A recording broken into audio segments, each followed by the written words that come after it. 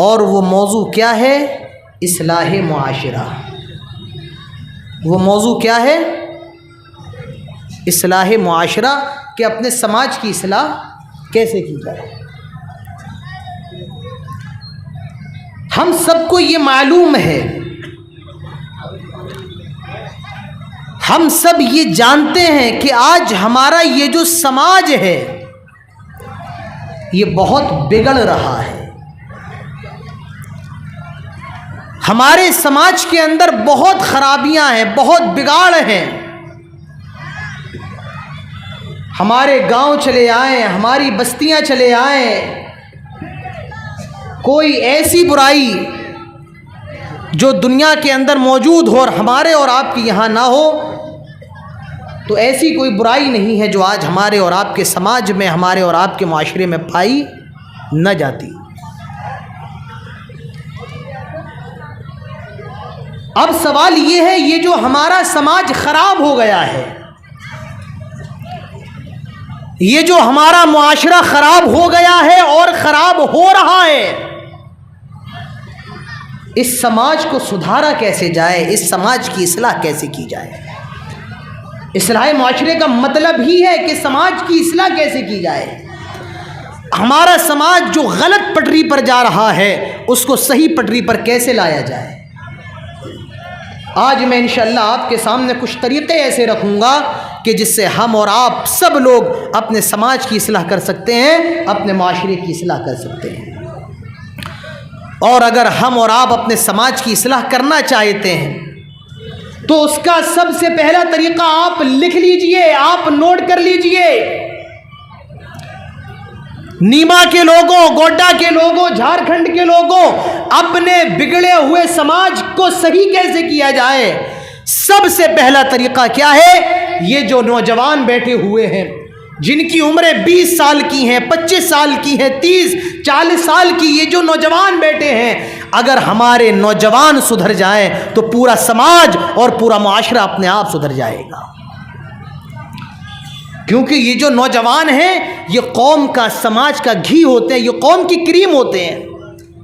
کسی نے کہا ہے اگر کسی سماج کو خراب کرنا ہے، اگر کسی قوم کو خراب کرنا ہے تو اس کے نوجوانوں کو خراب کر دو، کیونکہ نوجوان ہی وہ ہیں جو قوم کو عزت دیتے ہیں اور نوجوانوں کی ہی وجہ سے قوم ذلیل ہوتی ہے۔ اگر اپنی قوم کی اصلاح کرنا ہے، اپنے سماج کی اصلاح کرنا ہے تو سب سے پہلے ہمارے نوجوانوں کو اپنی اصلاح کرنا پڑے گی۔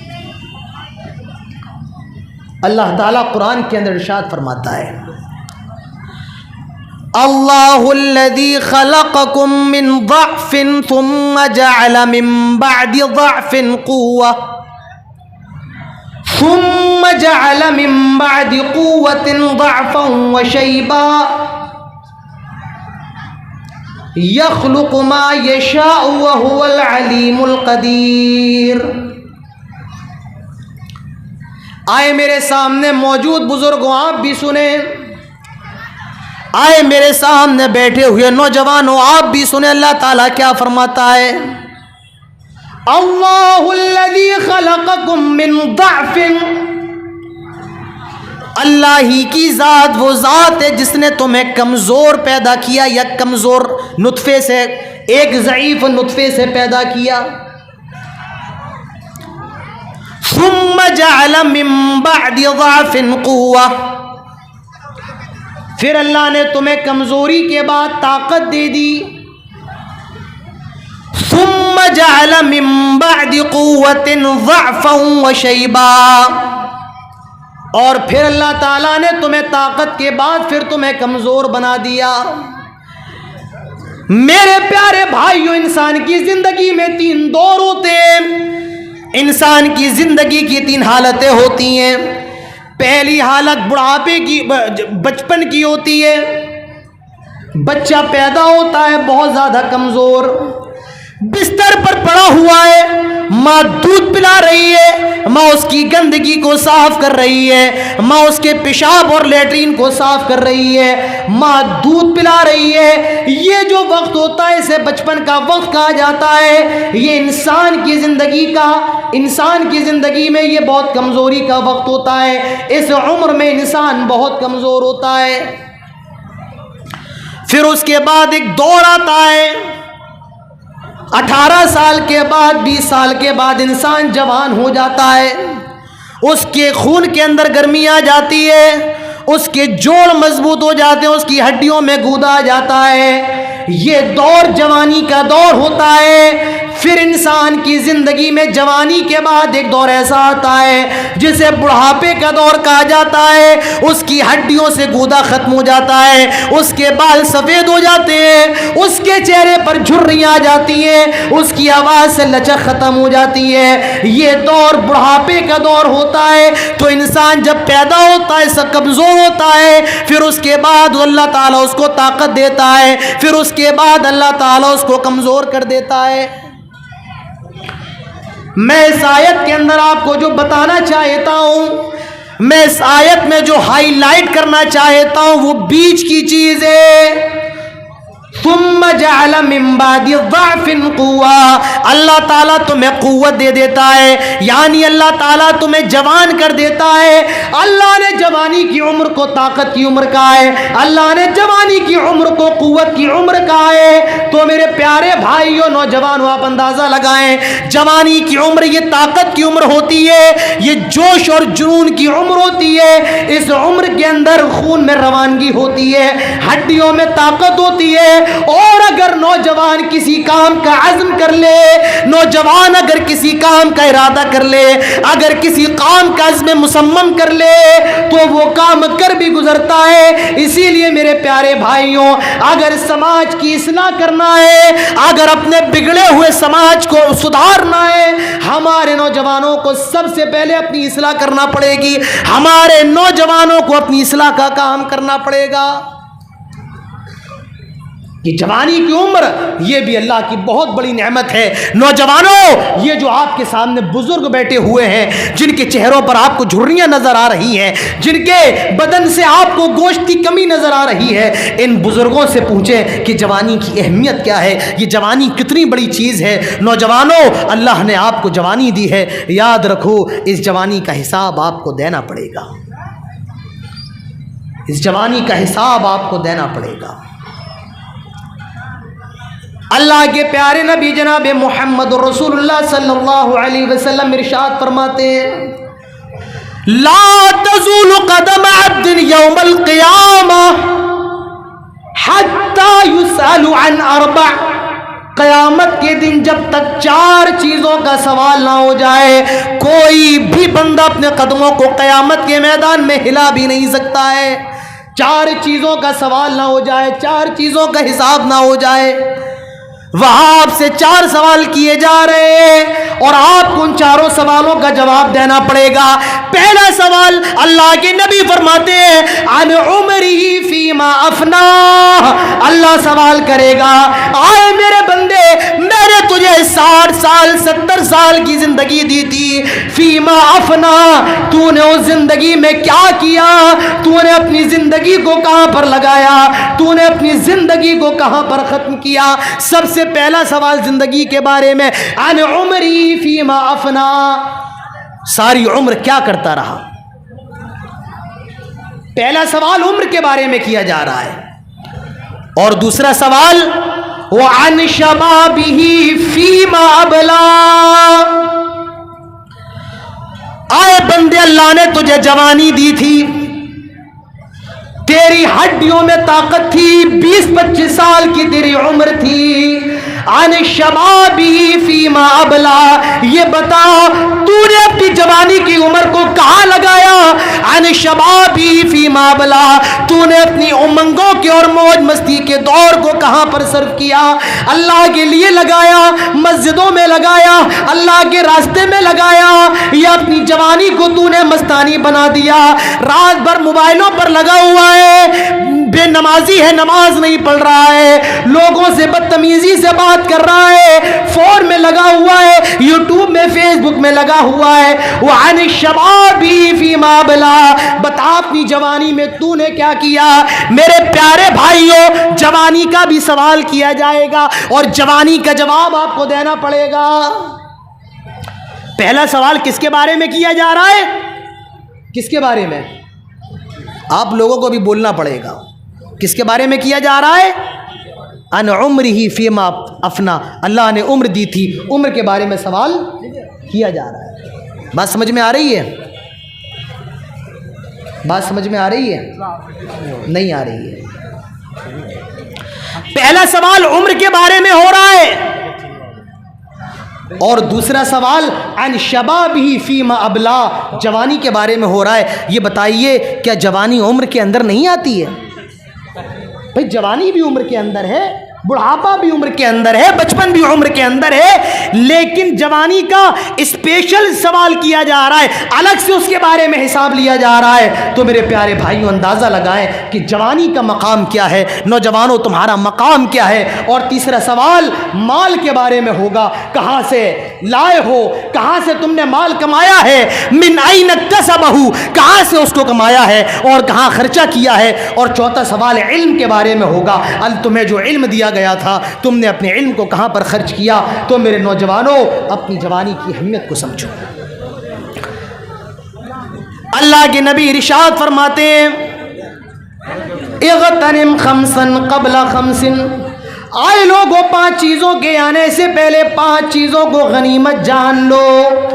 اور اس میں ایک چیز اللہ کے نبی فرماتے ہیں شبابتک قبل حرمک، بڑھاپا آنے سے پہلے جوانی کو غنیمت جانو۔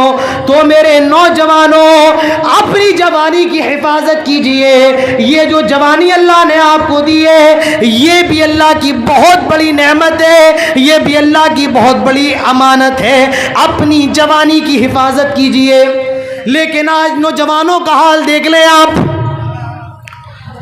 آئیے آپ برہیٹ چلے جائیں، بوریو چلے جائیں، کلکتہ چلے جائیں، دلی بمبئی چلے جائیں، اپنے گاؤں کے اندر اپنے نوجوانوں کا حال دیکھیں۔ ان کی زبان پر یا تو آپ کو کھانے کی بات نظر آئے گی، یا تو پینے کی بات، یا گھومنے ٹہلنے کی باتیں، بیہودہ باتیں نظر آئیں گی۔ جی ہاں، یہ ہمارے نوجوانوں کا حال ہے۔ آج آپ ان کو دیکھیں، ان کی زبان پر کھانے کی بات نظر آ رہی ہے، پینے کی بات نظر آ رہی ہے، یا ان کی زبان پر بیہودہ باتیں آپ کو نظر آ رہی ہیں۔ یہ ہمارے نوجوانوں کا حال ہے۔ ٹھیک ہے، خواہشات اللہ نے مرد عورت کے اندر رکھی ہیں، لیکن ہم آج اتنے بغیرت ہو گئے، آج ہمارے نوجوان اتنے بے شرم ہو گئے، ایک کتا جہاں پر چاہے، ایک سور جس سورنی سے چاہے اپنا منہ کالا کر لے، آج کا نوجوان بھی جہاں چاہے اس سے اپنا منہ کالا کر لے، زنا کر لے۔ میرے نوجوانوں اللہ نے یہ جو جوانی دی ہے، اس جوانی کی حفاظت کا طریقہ بھی اللہ کے نبی نے بتایا ہے، اور وہ طریقہ کیا ہے؟ اللہ کے نبی فرماتے ہیں یا معشر الشباب من استطاع منکم الباء فلیتزوج، آئے نوجوانوں کی جماعت، اگر تمہارے اندر شادی کرنے کی طاقت ہے، تم بیوی کو کھلا سکتے ہو اور اس کی جو ذاتی ذمہ داری ہے وہ بھی پوری کر سکتے ہو، فلیتزوج، تو شادی کر لو، شادی کے اندر دیر نہ کرو۔ شادی کا فائدہ کیا ہے؟ اللہ کے نبی فرماتے ہیں فَإِنَّهُ أَغَضُّ لِلْبَصَرِ، شادی نگاہوں کو جھکا دیتی ہے، وَأَحْسَنُ لِلْفَرْجِ، اور شرمگاہ کی حفاظت کرتی ہے۔ تو اللہ کے رسول نے جوانی کی حفاظت کا طریقہ بھی بتایا ہے، اور وہ طریقہ کیا ہے؟ جلدی سے شادی کر لی جائے۔ لیکن آج حالات کیا ہے؟ نیک لڑکی کے رشتے آ رہے ہیں، دیندار لڑکی کے رشتے آ رہے ہیں، لیکن ہم شادی نہیں کریں گے۔ کیوں؟ مولانا صاحب اس لڑکی کا باپ اتنا غریب ہے، مجھے جہیز میں کچھ ملنے والا نہیں ہے، لہٰذا میں اس لڑکی سے شادی نہیں کر سکتا ہوں۔ آج یہ ہمارے اور آپ کے سماج کا حال ہے۔ کتنی لڑکیاں آپ دیکھیں آج وہ اپنے گھروں میں بیٹھی ہوئی ہیں، ان کی عمریں 20 سال 22 سال 25 سال 30 سال کی ہو گئی ہے، اور ان کے باپ کے پاس اتنا پیسہ نہیں ہے کہ وہ اپنی بیٹی کے لیے جہیز کا انتظام کر دے اور اپنی بیٹی کو رخصت کر دے. آج لڑکیاں گھروں میں بیٹھی ہوئی ہیں. آج لڑکیوں کی تلاش کر رہے ہیں جن سے جہیز میں بائک مل جائے, پلسر مل جائے, 5 لاکھ روپے مل جائے. لڑکی کے باپ کے پاس اتنی طاقت نہیں ہے وہ اپنے داماد کی ڈیمانڈیں پوری کر دے. نہ لڑکی کی شادی ہو پاتی ہے نہ لڑکے کی شادی ہو پاتی ہے. اور جب لڑکے کی وقت پہ شادی نہیں ہوتی ہے وہ بھی کہیں زنا کر رہا ہوتا ہے. اور جب لڑکی کی وقت پر شادی نہیں ہوتی ہے وہ بھی غیر مسلم لڑکوں کے ساتھ بھاگ رہی ہوتی ہیں. اور جو بغیرت ہیں وہ کبھی کبھی خودکشی بھی کر لیتی ہیں, اپنے آپ کو آگ بھی لگا لیتی ہیں. نوجوانوں, یہ کس کی وجہ سے ہو رہا ہے؟ یہ آپ کی وجہ سے ہو رہا ہے.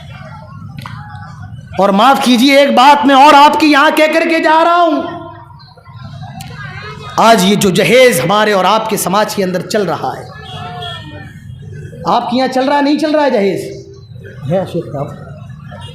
یہ جو جہیز ہمارے اور آپ کے سماج کے اندر چل رہا ہے اور یہ جو لوگ لے رہے ہیں, دے رہے ہیں, اس کے مجرم صرف یہ نوجوان نہیں ہے, سب سے پہلے اس کے مجرم یہ بزرگ ہیں جو میری نظروں کے سامنے بیٹھے ہوئے ہیں. یہ بزرگ ہیں. اور کیوں ہیں؟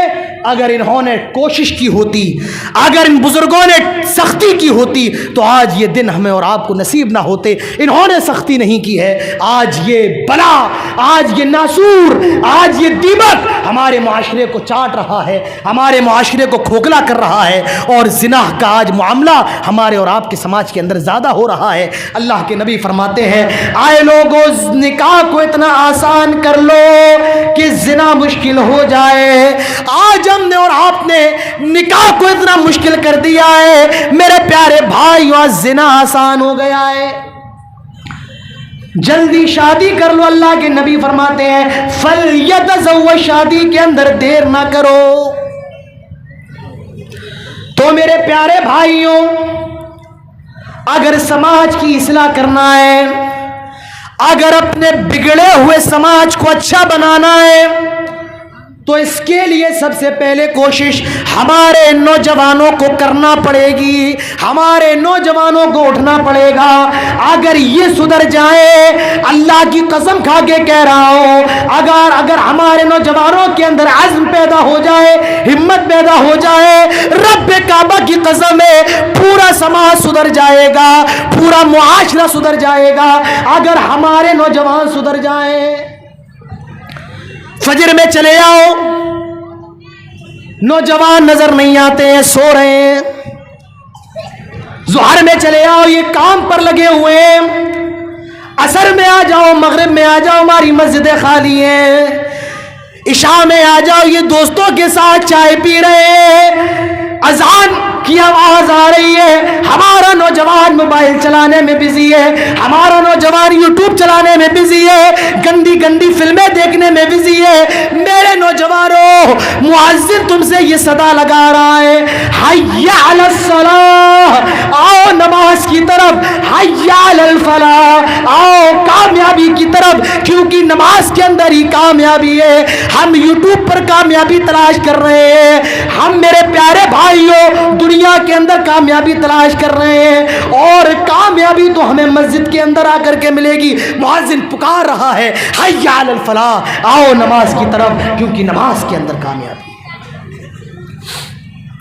آج مسجدیں ہمارے اور آپ کے سماج, ہمارے اور آپ کی گاؤں کی مسجدیں آج خالی ہیں. مسجدیں تو بڑی اچھی ہیں, اس میں ٹائلز بھی لگے ہوئے ہیں, اس میں پتھر بھی لگے ہوئے ہیں. پہلے جب 5 سال پہلے میں آیا تھا تو ہینڈ پائپ چلا کر کے لوگ پانی بھر کے وضو کرتے تھے, اب جائیں تو نل بھی لگے ہوئے ہیں. مسجدیں تو بہت اچھی ہیں, لیکن ہماری مسجدوں کے اندر نمازی نہیں ہے. شاعر کہتا ہے جب مسجدیں کچی تھیں تو پکے تھے نمازی, آج مسجدیں پکی ہیں تو کچے ہیں نمازی. میرے پیارے بھائیوں, نماز بہت اہم عبادت ہے. کل مولانا معروف سراجی صاحب تقریر کر رہے تھے کہ نماز ایک بہت پاورفل عبادت ہے. وہ موضوع ہمارے اور آپ کے لیے سننے کے قابل تھا کہ ہمیں اور آپ کو سننا چاہیے کہ نماز کے اندر کتنی طاقت ہوتی ہے. نماز میرے پیارے بھائیوں, نماز قائم کریے. اللہ کے نبی فرماتے ہیں قرۃ عینی فی الصلاۃ، نماز میری آنکھوں کی ٹھنڈک ہے۔ آج ہم نے نبی کی آنکھوں کی ٹھنڈک کو چھین لیا۔ اللہ کے نبی ارشاد فرماتے ہیں کیا؟ اے من ترک الصلاۃ متعمدا فقد کفر، جس نے جان بوجھ کر نماز چھوڑ دی وہ دائرہ اسلام سے خارج ہو گیا، وہ اسلام سے نکل گیا، گویا کہ وہ کافر ہو گیا۔ اب ہمارے اور آپ کی یہاں اکثریت تو بے نمازیوں کی، اکثریت بے نمازیوں کی ہے، تو ہم اور آپ اس کی یہاں کہتے ہیں کہ اس کے اندر جو کفر ہے وہ کفر عملی ہے، نہ کہ کفر اعتقادی ہے۔ کیا کہا جاتا ہے؟ یہ کفر کون سا ہے؟ کفر عملی ہے، کفر اعتقادی نہیں ہے۔ لیکن اگر آپ سعودی کے مشائخ کے فتاوے پڑھیں گے تو ان کے یہاں یہ کفر عملی نہیں ہے، یہ کفر اعتقادی ہے۔ ان کے یہاں کیا ہے؟ جو آدمی نماز نہیں پڑھتا ہے بیوی کو چاہیے اس سے خلا لے لے، اور بیوی نماز نہیں پڑھتی ہے تو شوہر کو چاہیے طلاق دے دے۔ ایسے آدمی کو جو نماز نہیں پڑھتا ہے اس کو مسلمانوں کے قبرستان میں بھی دفن نہ کیا جائے۔ میرے پیارے بھائیوں، ہم نے اور آپ نے تو نماز کو بہت معمولی عبادت لے لیا ہے، بہت ہلکا ہم نے اور آپ نے نماز کو لے لیا ہے۔ تو میرے پیارے بھائیوں، نماز قائم کیجئے۔ تو معاشرے کی اصلاح کیسے کی جائے؟ سب سے پہلا طریقہ کیا ہے؟ ہمارے نوجوانوں کو اپنی اصلاح کرنا پڑے گی۔ آئیے دوسرا طریقہ، اپنے سماج کو اچھا کیسے بنائیں، سماج کی اصلاح کیسے کریں۔ جھارکھنڈ کے لوگوں سنو، میری عزت دار ماؤں بہنوں پردہ نشین خواتین وہ بھی سنیں، اگر سماج کو اچھا بنانا ہے تو ہمارے گھر کی عورتوں کو اچھا بننا ہوگا، ہمارے گھر کی خواتین کو اچھا بننا ہوگا۔ عربی کے اندر کہا جاتا ہے المرأۃ نصف الامہ، عورت جو ہوتی ہے یہ سماج کا آدھا حصہ ہوتی ہے۔ عورت جو ہوتی ہے یہ سماج کا آدھا حصہ ہوتی ہے، اور جو بچا ہوا آدھا حصہ ہے اس کو بھی جنم دینے والی ایک عورت ہوتی ہے۔ اگر ایک مرد خراب ہوتا ہے تو صرف ایک مرد خراب ہوتا ہے، اور اگر ایک عورت خراب ہوتی ہے تو پورا سماج، پورا معاشرہ، پوری برادری، پوری قوم، پورا قبیلہ خراب ہوتا ہے۔ تو میرے پیارے بھائیوں، میری ماؤں بہنوں، اگر سماج کو اچھا بنانا ہے تو آج ہماری ماؤں بہنوں کو بھی اچھا بننا پڑے گا۔ اللہ کے پیارے نبی جناب محمد الرسول اللہ صلی اللہ علیہ وسلم ارشاد فرماتے ہیں الدنیا کلها متاع وخیر متاع الدنیا المرأة الصالحہ۔ آئے لوگوں، پوری دنیا فائدہ اٹھانے کے لیے، اور دنیا کی سب سے اچھی چیز نیک بیوی ہے، نیک عورت ہے۔ یہ دنیا کی سب سے اچھی چیز ہے۔ میرے پیارے بھائیوں، اگر آپ یہ چاہتے کہ آپ کی آنے والی جو نسل ہے وہ دیندار ہو، آپ کے آنے والے بچے دیندار ہوں، آپ کے گھر کا ماحول دیندار ہو، آپ کے گھر کا ماحول اسلامی ماحول ہو، میں آپ سے گزارش کرنا چاہتا ہوں، جب آپ شادی کریں تو یہ نہ دیکھیں کہ لڑکی کتنی خوبصورت ہے، آپ یہ نہ دیکھیں لڑکی کتنی زیادہ پیسے والی ہے، آپ یہ دیکھیں لڑکی کتنی زیادہ دیندار ہے، وہ نماز پڑھنے والی ہے یا نہیں ہے، وہ روزہ رکھنے والی ہے یا نہیں ہے، وہ شرم و حیا کرنے والی ہے یا نہیں ہے۔ اللہ کے نبی ارشاد فرماتے ہیں تنکح المرأة لأربع لمالها ولحسبها ولجمالها ولدینها فاظفر بذات الدین تربت یداک۔ اللہ کے نبی ارشاد فرماتے ہیں، ابھی تو آدھا گھنٹہ ہوا ہے،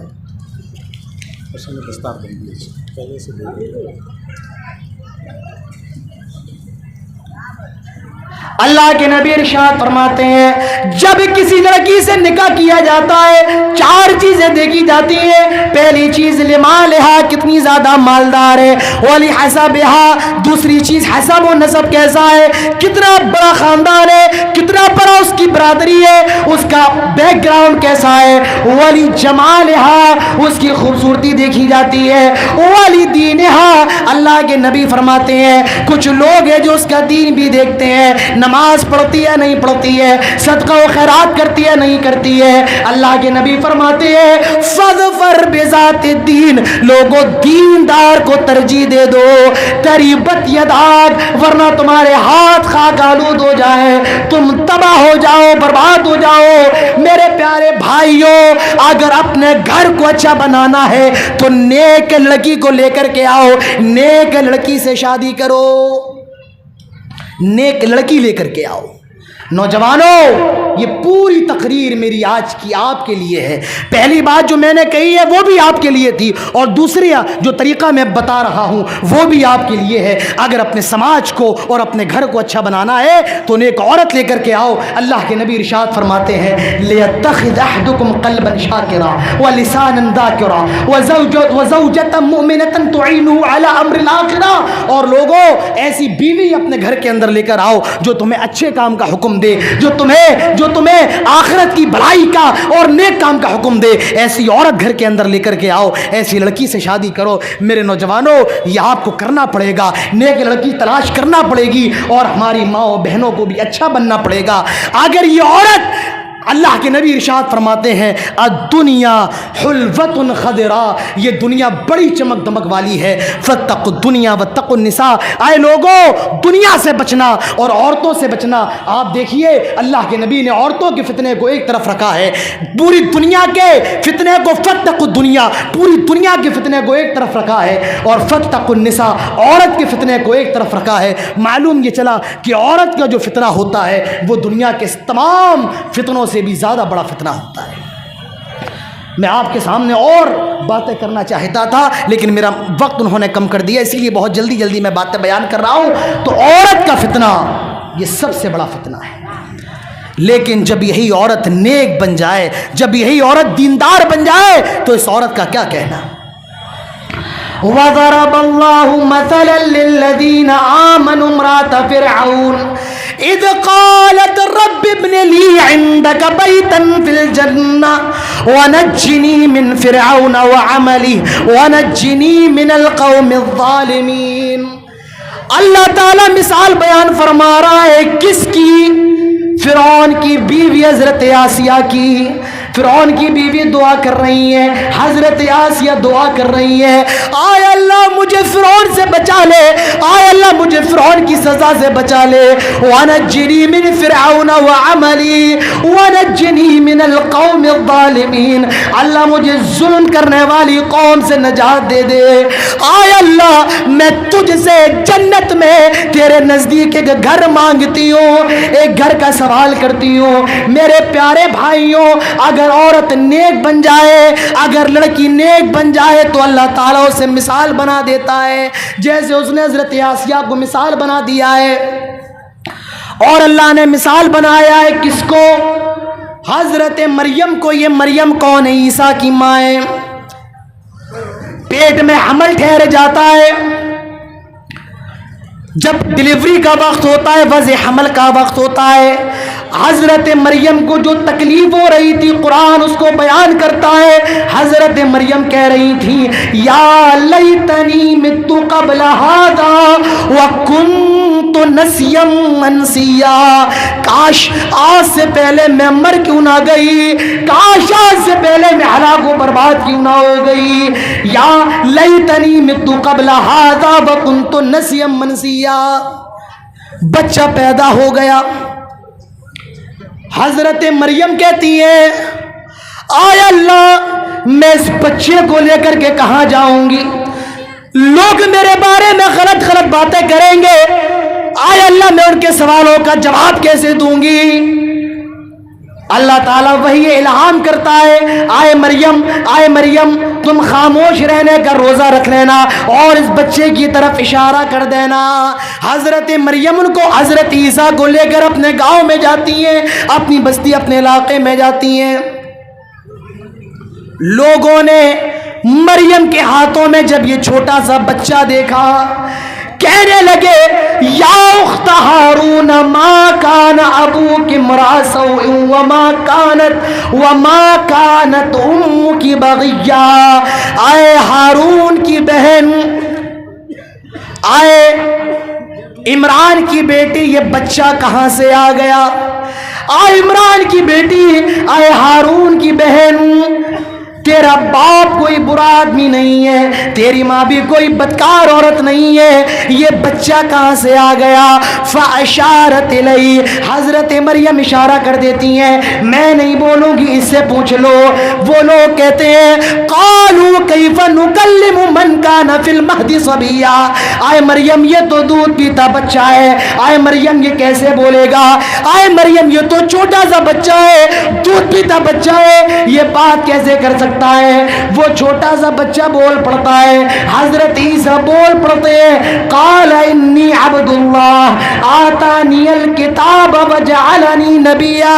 اوہ لوگوں میری ماں کو برا بھلا نہ کہو، اوہ لوگوں میری ماں پر تہمتیں نہ لگاؤ، آئے لوگوں میری ماں پر الزام نہ لگاؤ، اللہ نے مجھے کتاب دی ہے، وجعلنی نبیا، اور اللہ نے مجھے نبی بنایا ہے۔ میرے پیارے بھائیوں، جب یہ عورت نیک ہو جائے تو یہ آسیہ بن جاتی ہے، جب یہ عورت نیک ہو جائے تو یہ مریم بن جاتی ہے، جب یہ عورت نیک بن جائے تو فاطمہ اور زینب عائشہ خدیجہ بن جاتی ہے، جب یہ عورت نیک بن جائے تو یہ مسکان بن جاتی ہے جو ظالموں کے خلاف نعرے تکبیر بلند کرتی ہے۔ جب اس عورت کے دل میں اللہ کا ڈر آ جائے، جب اس خاتون کے دل میں، جب اللہ کی بندی کے دل میں اللہ کا خوف آ جائے تو ہزاروں کی بھیڑ میں بھی اللہ کا نام بلند کر سکتی ہے۔ میرے پیارے بھائیوں، بزرگوں، اگر سماج کو سدھارنا ہے ہمیں اپنے گھر کی خواتین کی اصلاح کرنا پڑے گی۔ اگر ہمارے گھر کی خواتین سدھر جائیں، اگر ہماری مائیں بہنیں بیٹیاں سدھر جائیں، اللہ کی قسم سماج کے اندر انقلاب آ جائے گا۔ میرے پیارے بھائیوں، بزرگوں، اسی لیے اگر اپنے معاشرے کو اچھا بنانا ہے، بزرگوں اگر اپنے گھر کو اچھا بنانا ہے تو نیک عورت کا انتخاب کریں، نیک عورت لے کر کے آئیں، نیک لڑکی سے شادی کریں۔ میرے پیارے بھائیوں، کیوں؟ المرأۃ نصف الامہ، عورت جو ہوتی ہے یہ سماج کا آدھا حصہ ہوتی ہے، اور آدھا جو بچا ہوا حصہ ہے اس کو بھی جنم دینے والی یہی عورت ہوتی ہے، تو عورتوں کی اصلاح بھی ضروری ہے۔ تو میرے پیارے بھائیوں، سب سے پہلے ہمارے نوجوانوں کو اپنی اصلاح کرنا پڑے گی، ہمارے گھر کی خواتین کو اپنی اصلاح کرنا پڑے گی، اور تیسرا طریقہ ہم سب کو آپس میں پیار محبت سے کام لینا پڑے گا۔ اپنے باہمی اختلافات، اپنے فقہی مسائل، اپنے نظریاتی اختلاف کو بالائے طاق رکھ کر ہم سب کو اتحاد سے کام لینا پڑے گا، تبھی ہمارا سماج اچھا بن سکتا ہے۔ ہمیں ایک دوسرے کی مشکلوں کو سمجھنا پڑے گا، ہمیں ایک دوسرے کی مدد کرنا پڑے گی۔ ابھی ہم سے پہلے جو حضرت تھے فیضی صاحب تھے، وہ بڑا اچھا خطاب کر رہے تھے۔ حسد سے ہم سب کو بچنا پڑے گا، ایک دوسرے کی غیبت سے، چگلی سے ہم سب کو بچنا پڑے گا، تبھی میرے پیارے بھائیوں، بزرگوں، نیما کے لوگوں، ہمارا سماج اسلامی سماج بن سکتا ہے، ہمارا معاشرہ ایک اچھا معاشرہ بن سکتا ہے۔ میرے پیارے بھائیوں، میرا من ابھی اور بولنے کا ہے، اور مجھے جو وقت دیا گیا تھا وہ بھی تقریباً 1 گھنٹے کا تھا، لیکن اب اشارہ ہو چکا ہے اور بتایا گیا دستار بھی ہے، وقت بھی کم ہے۔ یہیں پر میں اپنی باتوں کو ختم کرتا ہوں اور اللہ تعالیٰ سے دعا کرتا ہوں، الہ العالمین، جن لوگوں نے اس پروگرام کا انعقاد کیا ہے، اللہ تو ان سب کی کوششوں کو قبول فرما لے۔ الہ العالمین، جو باتیں میں نے کی ہیں تو سب سے پہلے مجھ کو، اس کے بعد ہم سب کو اس پر عمل کرنے کی توفیق عطا فرما۔ اے الہ العالمین، یہ جو ادارہ ہے جامعہ دارالہدیٰ، جو بنات بھی چل رہا ہے اور بنین بھی چل رہا ہے، اللہ تعالیٰ سے دعا ہے دن دگنی رات چگنی اللہ اس ادارے کے اندر ترقی عطا فرمائے۔ اللہ اس ادارے سے قوم کے جالے اور قوم کے بچے پڑھ لکھ کر نکلیں اور دنیا کے اندر علم کی شمع کو روشن کریں۔ الہ العالمین، جتنے لوگ اس پروگرام کے اندر، اس نیما کے پروگرام کے اندر شریک ہیں، اللہ تعالیٰ ہم سب کی حاضری کو یہاں قبول فرما لے۔ اللہ جب تک زندہ رہے توحید پر، اسلام پر، خاتمہ ہو تو ایمان پر۔ اقول قولی ھذا واستغفر اللہ لی ولکم ولسائر المسلمین وما توفیقی الا باللہ وما علينا إلى البلاغ وآخر دعوانا الحمد لله رب العالمين والسلام عليكم ورحمة الله وبركاته۔